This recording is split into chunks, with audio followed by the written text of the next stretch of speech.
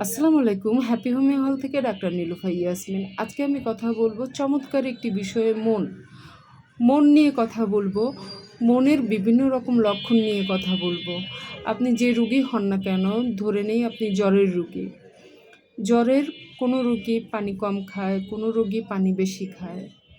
কেউ, কেউ মাথা ঢেকে থাকে, কেউ, কেউ আবার ফ্যান চালিয়ে থাকে। কেউ, কেউ চুপ করে শুয়ে থাকে, চুপ থাকতে ভালো লাগে। আবার কেউ, কেউ খুব অস্থির। কিন্তু দেখেন রোগী কিন্তু জ্বরের। আমাদের এই যে লক্ষণের পরিবর্তন, কেউ অস্থির, কেউ চুপ থাকে, এই লক্ষণগুলোর উপরে ভিত্তি করে মেডিসিন দিতে হয়। মেডিসিন দিলে খুব তাড়াতাড়ি কাজ করে।